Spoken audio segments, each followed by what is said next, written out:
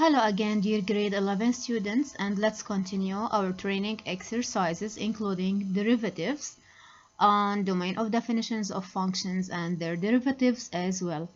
Here is g of x that's equal to minus 3x to the power 6 plus 7x to the power minus 2 minus 4 radical x and minus 1.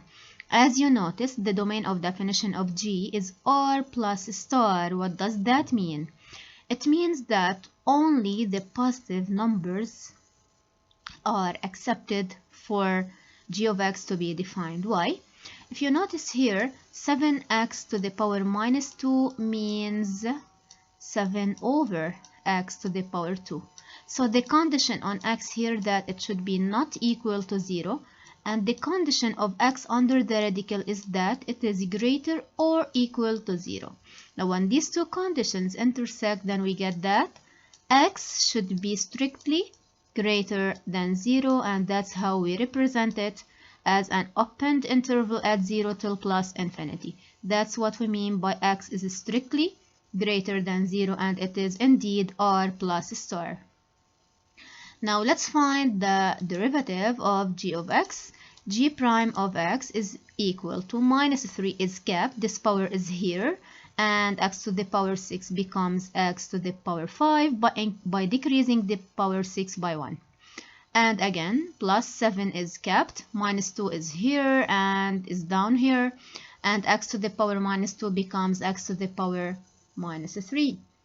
Also, minus is kept, 4 is the constant, it is kept also, and the derivative of radical x is indeed 1 over 2 radical x. Now making some simplifications and calculations, we get that g prime of x is minus 18x to the power 5 minus 14x to the power minus 3 minus 2 over radical x. Also, the domain of definition of g prime, since we have x to the power minus 3, which is like minus 14 over x to the power 3, so x is in the denominator twice, it's here and here, then the condition is just x greater than 0, and that's how we represent it as r plus star, which is as interval form opened at 0 till plus infinity.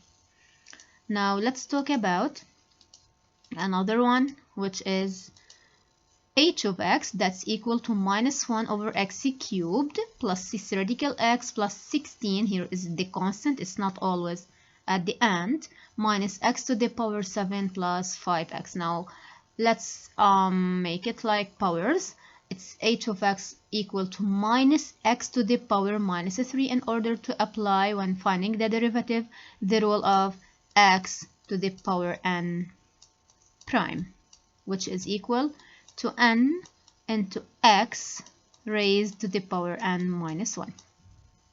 So plus 6x plus 16, 6 radical x, sorry, plus 16 minus x to the power 7 and plus 5x. Now the domain of definition of h of x or of h is also r plus star, because we have x in the denominator. That means that, as the previous example, x should be not equal to 0, shouldn't be 0, or else it's undefined. This one is undefined. And radical x means that x should be greater or equal to 0. These two conditions intersect to give that x should be strictly greater than 0, and it is represented in that way. Now about h prime of x, the derivative, it is minus into minus 3 is down here, and minus 3 minus 1 is minus 4, plus 6, the derivative of radical x is 1 over 2 radical x. The derivative of 16, which is a constant, is 0, so we neglect it, minus 7 into x to the power 6. And finally plus 5, because we take the constant multiplied by x itself. Okay, now let's see, by making some simplifications, we'll get this answer. Okay, so it is 3x to the power minus 4, which means 3 over x to the power 4, plus, by simplifying these, we get 3 over radical x minus 7x to the power 6 and plus 5. Now, what about the domain of definition of h prime? it's also r plus star, because again we have x in the denominator, and the condition for the radical that it should be x should be a positive. Now here is example 5. In this example we are gonna have polynomial. As you see, here we have p of x equals x squared plus 2x all of it squared into 2x minus 1.